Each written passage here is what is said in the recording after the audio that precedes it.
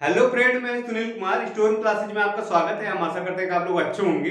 हम लोग देख रहे हैं राजेश लेखपाल का प्रीवियस ईयर का क्वेश्चन। दोस्तों, इसमें जो चैप्टर चल रहा है ज्योमेट्री चल रही है। ज्योमेट्री में हम लोग देख रहे हैं वृत्त। वृत्त का आज ये तीसरा भाग है। अगर आपने पहले दो वीडियो नहीं देखा तो प्लीज उसको देख लीजिए, इस चैनल पे अपलोड है। तो आइए शुरू करते हैं। देखिए, पिछले वीडियो में हम लोगों ने जो देखा था उसके बारे में थोड़ा सा पढ़ते हैं, इसके बाद आगे बढ़ते हैं। यहाँ देखिए एक वृत्त है,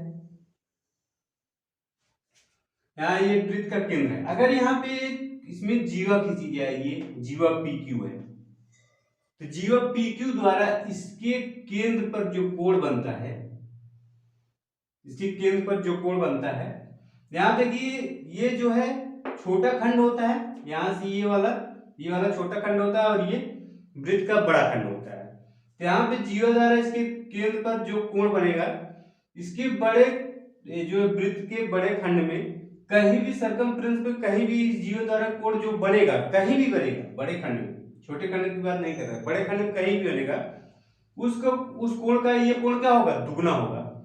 जैसे यहाँ पे देखिए, यहाँ पे अगर मान लीजिए यहाँ पे एक कोण बन रहा है यहाँ पे, तो ये कोण अगर यहाँ पे 20 अंश होगा तो ये कोण कितना होगा, 40 अंश होगा। ये कोण कितना होगा, 40 अंश होगा। ये कहीं भी बने, यहाँ पे अगर मान लीजिए देखिए यहाँ पे कोण बन रहा है, यहाँ पे कोण बन रहा है, तो ये इस कोण का क्या होगा, दुगना होगा। और ये कोण यहाँ पे 40 है तो ये 20 ही होगा। देखिए यहाँ पे दो बात हमें समझ में आ रही है। यहां से एक तो ये कि किसी भी जीवा द्वारा इसके केंद्र पर आंतरिक कोण, इसके सरकमफ्रेंस पे कोण का क्या होता है, दुगना होता है। और ये कोण कहीं भी बनता है। जैसे यहाँ देखिए, यहाँ पे ये कोण 20 है और यहाँ पे भी 20 है। अगर इसको यहाँ पे बनाया जाए, यहाँ पे बनाया जाए, यहाँ पे, तो ये भी क्या होगा, 20 ही अंश होगा। 20 ही अंश, ये कोण क्या होगा, 20 ही अंश होगा। तो क्वेश्चन क्या पूछता है, क्वेश्चन आपको इस तरह से दे देता है। यहां देखिए एक जीवा है, जीवा द्वारा मान लीजिए कोण यहाँ पे एक बन रहा है। यहाँ जीवा मान लीजिए पी क्यू ले लेते हैं, जीवा को पी क्यू मान लेते हैं। अब यहाँ पे एक कोण बन रहा है और यहाँ पे बोल दिया एक कोण यहाँ पे भी बन रहा है इसी जीवा द्वारा। अब यहाँ पे एक कोण इसमें से आपको दे देगा, यहाँ पे दे देगा कि ये 40 अंश है। ये वाला पूछ लेगा कि ये यक्स है, यक्स का मान बताइए। तब आप जानते रहेंगे तो बता देंगे, देखते ही आप, ये 40 है तो ये भी 40 होगा। क्योंकि जीवा द्वारा इसके जो है परिधि पे कहीं भी कोण बनाया जाता है, बड़े खंड में, वृत्त के बड़े खंड में या छोटे ही खंड में। मान लीजिए छोटे ही खंड में अगर यहाँ पे जो कोण बनेगा, यहाँ पे, और फिर यहाँ से यहाँ पे अगर कोई कोण बनता है, तो ये भी कोण क्या होंगे, इक्वल होंगे। ये भी कोण क्या होंगे, इक्वल होंगे। यहाँ पे ये कोण मालूम है तो ये कोण आपको आसानी से निकाल सकते हैं। तो ये बात भी जानते रहिए। यहाँ पे देखिए यही बात इसमें भी है। यहाँ देखिए वृत्त से इसके जो है केंद्र पर जो कोण अंतरित हो रहा है, इसके सरकमफ्रेंस पे कहीं भी बड़े खंड में, ये वाले देखिए बड़े खंड में कहीं भी कोण अगर बनता है, तो ये जो है इसका क्या होगा, आधा होगा, मतलब इसका आधा होगा। तो हम अगर इस कोण से इसकी बात करेंगे तो इस कोण से ये कोण क्या होगा, दुगना होगा। अगर इस कोण से इसकी बात करेंगे तो ये आधा होगा। अगर ये कोण आपको दिया है, केंद्र पर जो है जीवा द्वारा केंद्र पर आंतरिक कोण दिया है, और यहाँ पे वृत्त के कहीं भी, वृत्त खंड में, बड़े वृत्त खंड में कहीं भी कोण बन रहा है, तो पूछे जा रहा है तो इसका आप क्या कर दीजिए, इसका आधा कर देंगे तो ये आ जाएगा। तो इस टाइप से जो है क्वेश्चन पूछता है। आइए आगे देखते हैं।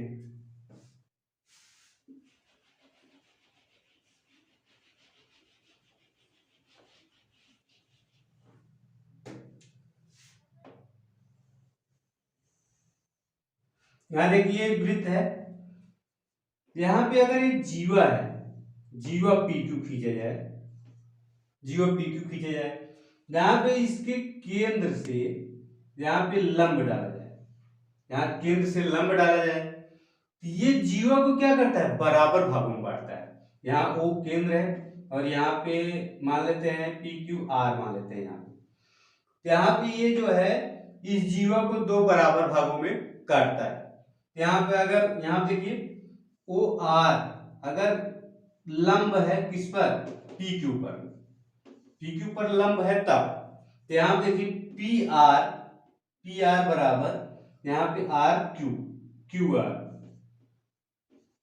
यहाँ देखिए ये दोनों क्या होंगे, बराबर होंगे, क्योंकि अगर इसके यहाँ पे जीवा पर डाला गया, केंद्र से डाला गया लंब जो है इस जीवा को दो बराबर भागों में क्या करता है, बांटता है, बराबर भागों में बांटता है। ध्यान से क्या होता है, कभी कभी आपकी इसकी त्रिज्या दे देती है। अगर यहाँ देखिए ये आपकी त्रिज्या है, यहाँ पे आपका ये त्रिज्या दे देगा आर, और यहाँ से यहाँ तक ये लंबाई दे देगा आपको, यहाँ से यहाँ तक ये लंबाई दे देगा, ये लंबाई दे देगा।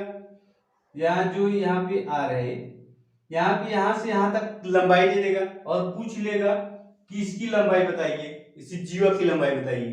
तो यहाँ पे इसकी लंबाई दिया है, अगर यहाँ पे इसकी लंबाई दे देता है आपको, मान लेते हैं यहाँ पे x दे देता है, तो यहाँ पे ये लंबाई कितनी हो जाएगी, ये लंबाई r माइनस क्या हो जाएगी, x हो जाएगी, क्योंकि यहाँ से यहाँ तक ये त्रिज्या है, तो यहाँ से यहाँ तक ये r माइनस x हो जाएगा।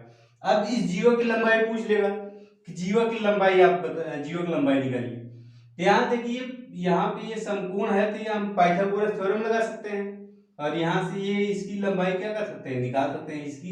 इसकी लंबाई निकाल लेंगे, फिर इसका दुगुना कर देंगे, तो हमारा क्या आ जाएगी, जीवा की लंबाई आ जाएगी। तो इसके लिए ऐसे क्वेश्चन जो है एग्जाम में पूछ लिए जाते हैं। तो आइए आगे देखते हैं। यहाँ देखिए ये वृत्त है, वृत्त का ये केंद्र है।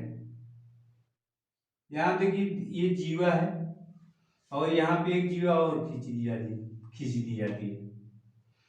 यहाँ देखिए अगर ये जीवा की लंबाई यहाँ पे समान है, मान लेते ये पी क्यू है और ये आर यस है, यहाँ जब इसकी लंबाई अगर समान है तो पी क्यू बराबर यहाँ पे आर यस अगर है, तो यहाँ से इससे लंब डालेंगे इस जीवा पर, और यहाँ से इस जीवा पर लंब डालेंगे, यहाँ पे लंब डालेंगे, तो ये लंब की लंबाई ये जो है, ये लंब की लंबाई क्या होगी, बराबर होगी।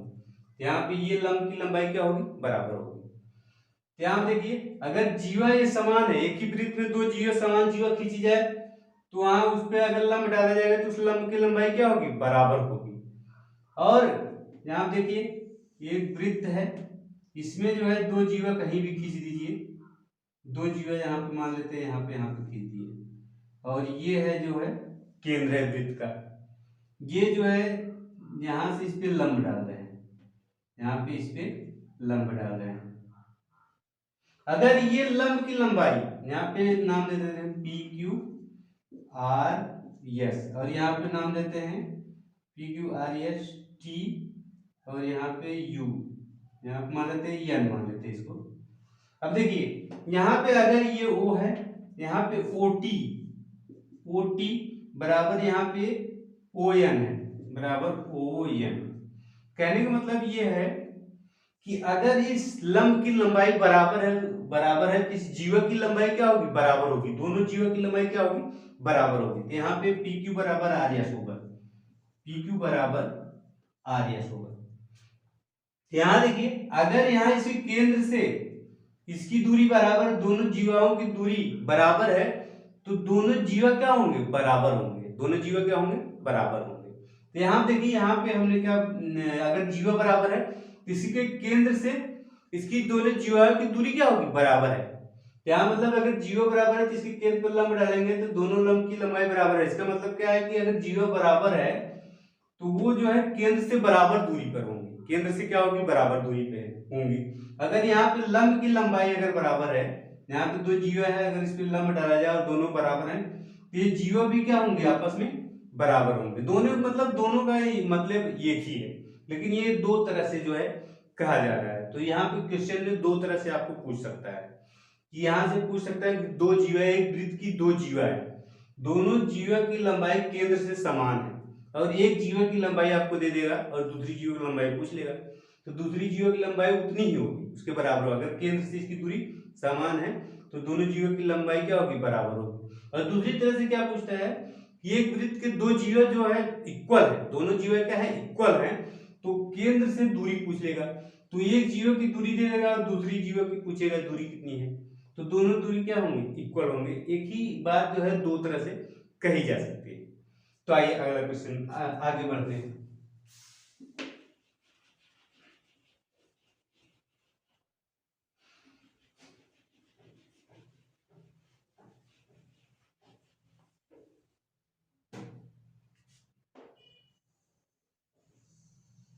यहाँ देखिए, अगर इसमें कोई चतुर्भुज बनता है, जैसे यहाँ पे एक चतुर्भुज बना है, इसमें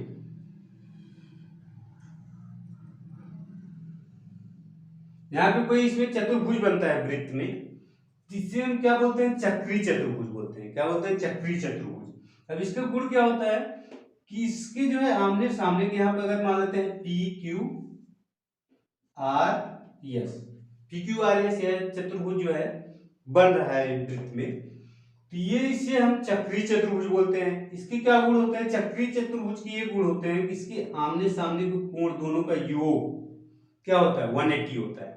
मतलब यहाँ पे कोण Q प्लस कोण यहाँ पे यस बराबर कितना होगा, 180 होगा। और यहाँ ये वाले कोण भी क्या होंगे, 180 होंगे। दोनों का योग क्या होगा, 180 होगा। मतलब यहाँ पे कोण P प्लस कोण Q, R, कोण R बराबर 180 अंश। तो यहाँ पे आपको एक कोण दे देगा, जैसे यहाँ पे दे दिया आपको ये 75 अंश है, और दूसरा वाला पूछ लिया कि ये वाला कोण कितना होगा, तो ये वाला कोण कितना होगा, ये वाला कोण 180 माइनस 75 कर दीजिए, ये वाला कोण आ जाएगा। तो इस तरह से जो है पूछता है। अगर देखिए कभी कभी ये वाला भी कोण पूछ लेता है, ये वाला कोण, ये वाला कोण, ये कोण अगर मालूम होता तो ये कोण आपको जो है मालूम हो जाता, क्योंकि 180 में से इसको घटा देते इसको, तो ये वाला आ जाता। तो यहाँ देखिए कोई दिक्कत नहीं है, ये वाला कोण जो है इस कोण के क्या होगा, बराबर होगा। ये वाला कोण इस कोण के क्या होगा, बराबर होगा। मतलब क्यू आर यहाँ पे अगर हम नाम दे, यहाँ पे इसको हम मान लेते हैं डी, इसको मान लेते हैं डी, तो यहाँ पे क्यू आर डी, कोण क्यू आर डी बराबर क्या होगा, यहाँ पे कोण पी बराबर, यहाँ पे कोण क्या होगा, पी के, ये जो है बराबर होगा, क्यू बराबर होगा, क्यू की यहाँ पे हम आइए देखते हैं क्यू बराबर होता है। यहाँ देखिए इसका दोनों का योग कितना होता है, 180 होता है। अभी हम लोगों ने देखा यहाँ पे कोण P प्लस R बराबर 180 होता है। और यहाँ पे अगर ये वाला कोण हम देखें, ये वाला कोण और ये वाला कोण, इसका भी योग कितना होगा, 180 होगा, क्योंकि एक लाइन पर बना कोण क्या होता है, यहाँ पे एक लाइन पे कोण बना तो 180 होता है। यहाँ पे ये कोण, यहाँ पे देखिए ये कोण R प्लस कोण यहाँ पे QRD, कोण QRD बराबर 180 होगा। कैसे 180 होगा, अब देखिए यहाँ से यहाँ इसी रेखा पर कोण बन रहा है तो 180 होगा। तो यहाँ देखिए 180 होता है। और यहाँ पे कोण P प्लस R बराबर कितना होता है, 180 होता है। तो यहाँ पे देखिए R तो है, अब इसकी जगह हम क्या लिख सकते हैं, P भी लिख सकते हैं, क्योंकि यहाँ पे दोनों का योग क्या है, 180 है।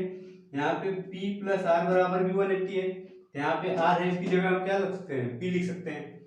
मतलब कोण R प्लस कोण इसकी जगह लिख सकते हैं, कोण यहाँ पे कहाँ गया, हाँ P बराबर 180 है। अब यहाँ देखिए इसका मतलब ये QRD बराबर कोण P के है, तो यहाँ पे कोण QRD बराबर कोण P, ये दोनों कोण क्या है, इक्वल है। इसका मतलब यहाँ पे देखिए, यहाँ पे जितना कोण बनेगा यहाँ पे भी उतना कोण बनेगा। तो कभी कभी ये वाला कोण पूछ लेता है, ये वाला कोण दे करके आपका ये वाला कोण पूछ लेगा। तो ये बात जो है आप लोग जानते रहिए। तो आइए आगे देखते हैं, यार इतना जो है हम लोग पिछले वीडियो में देख चुके हैं, इसके आगे आइए देखते हैं।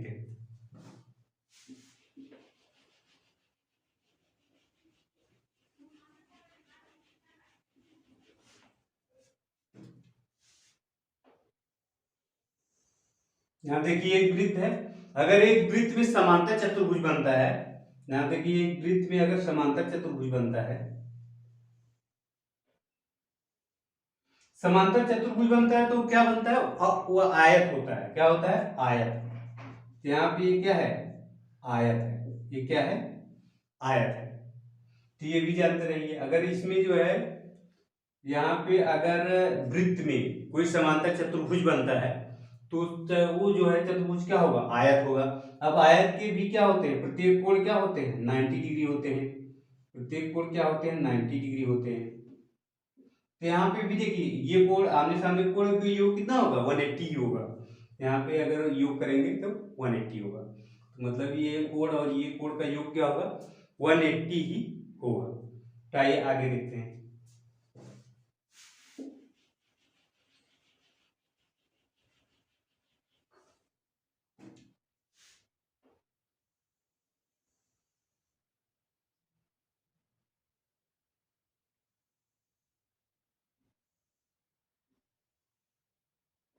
यहां देखिए, अगर एक वृत्त के तीनों एक जो है त्रिभुज के तीनों शीर्ष एक वृत्त पर पड़ रहा है तो क्या उसे क्या बोलेंगे, परिवृत्त बोलेंगे। आप देखिए त्रिभुज है, त्रिभुज के तीनों शीर्ष जो है एक वृत्त पर पड़ रहे हैं, तो इसे क्या बोलेंगे हम लोग, परिवृत्त बोलेंगे। परिवृत्त के बारे में हम लोग त्रिभुज में देख चुके हैं। त्रिभुज के देखिए, त्रिभुज के तीनों शीर्षों से होकर जाने वाले, ये खींचे जाने वाले वृत्त को हम क्या बोलते हैं, परिवृत्त बोलते हैं। क्या बोलते हैं, परिवृत्त। ध्यान देखिए ये क्या है, परिवृत्त है। यहाँ पे इसकी इसकी त्रिज्या क्या होगी, यहाँ पे इसके, यहाँ देखिए अगर ये समकोण त्रिभुज है तो इसकी त्रिज्या इसके कर्ण की आधी होगी, इसके कर्ण की क्या होगी, आधी होगी। देखिए हम लोगों ने परिवृत्त के बारे में क्या पढ़ा था, एक त्रिभुज था, त्रिभुज के यहां से इस पे लंब खींचते थे और ये दोनों बराबर भागों में बांटता था। यहाँ पे लंब खींचते थे और ये दोनों को बराबर भागों में बांटता था, यहाँ पे लंब खींचते थे तो ये दोनों को बराबर भागों में बांटता था। तो यहाँ पे इसको देखिए, ये दूरी और ये दूरी क्या होगी, इक्वल होती थी इसमें। तो यहाँ पे इसको एक त्रिज्या मान करके एक जो है हम लोग क्या खींचते थे, एक वृत्त खींचते थे। इसे ही क्या बोलते थे, परिवृत्त बोलते हैं। इसे क्या बोलते हैं, परिवृत्त बोलते हैं। तो यहाँ पे देखिए, अगर ये त्रिभुज जो है समकोण होता था, जैसे यहाँ पे समकोण त्रिभुज लीजिए, यहाँ पे ये समकोण त्रिभुज है, तो यहाँ इस पे जो है, इससे इस भुजा पे लंब डालेंगे तो यही आएगा। यहाँ से इस भुजा पे लंब डालेंगे और ये दोनों को बराबर भागों में काटेगा। तो अब देखिए, ये इसको त्रिज्या मानेंगे, इसको ये बराबर होगा, ये बराबर होगा और ये क्या होंगे, बराबर होंगे। तो इसको त्रिज्या मान करके इसको एक वृत्त खींचेंगे, तो यहाँ देखिए, यहाँ पे एक वृत्त का निर्माण होता है, इसे ही परिवृत्त बोलते हैं। तो यहाँ देखिए ये 90 डिग्री है और यहाँ पे ये परिवृत्त है। अब इसकी त्रिज्या क्या होगी, इसके कर्ण की आधी होगी। इसकी त्रिज्या क्या होगी, अगर माने यहाँ पे पी क्यू आर, यहाँ पे क्या है, आर है। तो यहाँ पे आर बराबर क्या होगा, पी क्यू का आधा होगा। यहाँ पे आर बराबर क्या होगा, पी क्यू का आधा होगा। तो ये जो है, ये इसे क्या बोलेंगे, परिवृत्त बोलेंगे। मतलब त्रिभुज के शीर्षों से होकर जाने वाले, खींचे जाने वाले वृत्त को हम बोलते हैं परिवृत्त। ये जो हम लोग त्रिभुज में पढ़ चुके हैं। तो आइए आगे देखते हैं।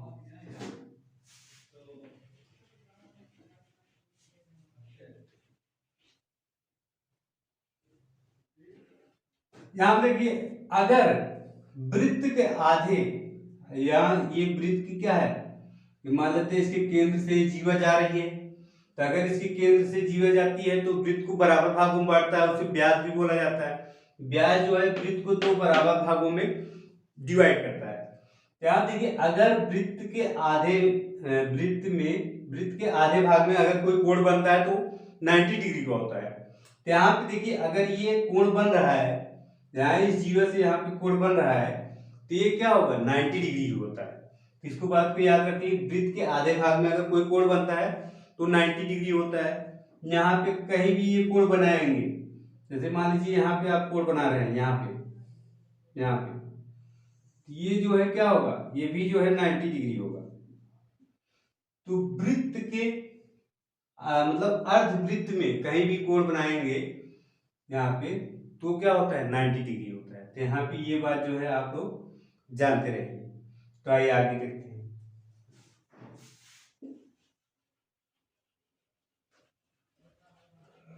देखिए, क्वेश्चन जो है इस तरह से आपसे पूछ लिया जाता है। यहाँ पे ऐसे कोई वृत्त देगा और यहाँ पे देखिए, यहाँ पे आपको बोल देगा कि एक जीवा इसके केंद्र से होकर जा रही है, इसके केंद्र से होकर जा रही है। तो जीवा द्वारा बना कोण, इसके परिधि पे या वृत्तखंड में कहीं भी कोण अगर जीवा द्वारा बनाया जाता है तो कितना होगा, 90 डिग्री होगा। क्योंकि ये बोल दिया है कि ये जीवा किससे होकर जा रही है, वृत्त के केंद्र से होकर जा रही है। तो वृत्त के केंद्र से होकर जाने वाली जीवा क्या होती है, व्यास होती है, जो वृत्त को क्या करती है, दो बराबर भागों में बांटती है। कि ये वृत्त की सबसे बड़ी जीवा होती है, इसे व्यास भी बोला जाता है। व्यास मतलब त्रिज्या का दुगुना होता है। जी, इसके द्वारा बनाया गया है यहाँ पे वृत्त में कहीं भी, इसके खंड में कहीं भी अगर कोण बनेगा तो 90 डिग्री कोण बनेगा, चाहे यहाँ बने, यहाँ बने, यहाँ बने, यहाँ बने, कहीं भी बने तो क्या होगा, 90 डिग्री होगा। जैसे यहाँ पे अगर कोण मान लीजिए यहाँ पे हम बना दें, यहाँ पे तो यहाँ पे अगर इससे कोण बनाएंगे, यहाँ पे ये क्या होगा, 90 डिग्री कोण होगा। यहाँ देखने वाली बात ये है क्वेश्चन में कि ये बोल रहा है जीवा जा रही है वो इसके सेंटर से होकर जा रही है कि नहीं, इसके केंद्र से होकर जा रही है कि नहीं। अगर केंद्र से होकर नहीं जाएगी तो 90 डिग्री नहीं बनेगा। तो यहाँ पे क्वेश्चन में बोल सकता है इसकी जीवा जो है केंद्र से होकर जा रही है, यह जो है वो वृत्त की सबसे बड़ी जीवा है, वृत्त की सबसे बड़ी जीवा बोल देगा। यह वृत्त का व्यास भी बोल सकता है। तो ये सब जो है शब्दावली ध्यान दीजिएगा। अगर यहाँ पे बोल दिया कि सबसे बड़ी जीवा है, इसका मतलब ये वृत्त को दो भागों में बांट रही है, इसे व्यास बोला जा रहा है। व्यास बोलेगा तो आप जानते ही जाएंगे। तो आइए आगे देखते हैं।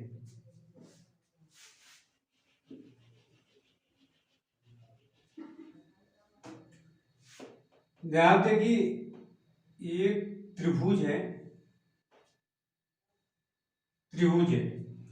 अब इसमें एक वृत्त बनाया जाता है जो इन तीनों जो है त्रिभुज के तीनों भुजाओं को जो है स्पर्श करता हो। जैसे यहाँ पे देखिए एक त्रिभुज बनाएंगे, यहाँ पे एक वृत्त बनाएंगे जो इसके तीनों भुजाओं को क्या करे, स्पर्श करे। यहाँ पे त्रिभुज को मान लेते हैं ABC। तो यहाँ पे ये तीनों भुजाओं को जब ये वृत्त बनाएंगे और ये तीनों भुजाओं को क्या करेगा, स्पर्श कर रहा है, इसे हम क्या बोलेंगे, अंतःवृत्त बोलेंगे। देखिए अभी परवृत्त देखा तो अंतःवृत्त के बारे में भी देख लेते हैं थोड़ा सा। यहाँ देखिए अगर एक त्रिभुज है, त्रिभुज में इसके जो है अगर एक वृत्त बनाएंगे जो इसके भुजाओं को स्पर्श करता हो, जैसे यहाँ पे मान लेते हैं ये P है, ये Q है, स्पर्श बिंदु PQR है, इसे हम क्या बोलेंगे, अंतःवृत्त बोलेंगे, अंतःवृत्त बोलेंगे। यहाँ देखिए इसमें हम क्या पढ़ेंगे, देखिए इसको हम लोग त्रिभुज में पढ़ चुके हैं, लेकिन जो त्रिभुज में पढ़े वहां पे नहीं, यहाँ पे कुछ अलग लिखेंगे। यहाँ देखिए ये वाले भुजा, यहाँ पे AP, यहाँ पे AP बराबर होगा, AP बराबर किसके होगा, AR के। यहाँ पे AR ये क्या होंगे, बराबर होंगे। और यहाँ पे BP बराबर किसके होगा, BQ के। तो BQ ये क्या होंगे, बराबर होंगे। और यहाँ पे CQ बराबर होगा CR के, यहाँ पे CQ बराबर होगा ये CR ये क्या होंगे, बराबर होंगे। तो ये बात आप लोग ध्यान रखिएगा, मतलब ये बराबर होगा इसके, और ये बराबर होगा इसके, और ये बराबर होगा इसके। तो ये बात भी जो है इसमें आप लोग ध्यान रखिएगा। देखिए कभी कभी जो है दे देता है, यहाँ पे आपको क्वेश्चन इस टाइप से दे देगा, एक वृत्त, यहाँ पे एक जो है त्रिभुज के अंदर एक वृत्त है, यहाँ त्रिभुज के अंदर एक वृत्त है जिसे अंतःवृत्त बोलते हैं। ये वृत्त है, यहाँ पे इसका स्पर्श बिंदु दे दिया कि यहाँ पे स्पर्श कर रहा है, P हो गया, यहाँ पे Q हो गया, यहाँ पे R हो गया, कि ये पूछ लिया। और ये त्रिभुज ABC दे दिया, ABC। यहाँ पे ये वाला यहाँ से इससे A से बिंदु A से इसका स्पर्श बिंदु दे दिया कि 3 सेंटीमीटर है। और यहाँ पे आपको दे दिया ये कि ये वाला पूछ सकता है कि इसकी लंबाई बताइए। यह जो है आपको ये बिंदु दे देगा, ये लंबाई दे देगा, इसकी लंबाई पूछेगा, या ये दे देगा इसकी लंबाई पूछेगा, कुछ भी जो है इसमें पूछा जा सकता है। तो दोस्तों इस वीडियो में इतना ही, आगे हम नेक्स्ट वीडियो में देखेंगे। ये वीडियो आपको कैसा लगा हमें कमेंट करके जरूर बताइए। अगर अच्छा लगा हो तो लाइक कीजिए, शेयर कीजिए और हमारे चैनल को सब्सक्राइब कीजिए। वीडियो देखने के लिए धन्यवाद।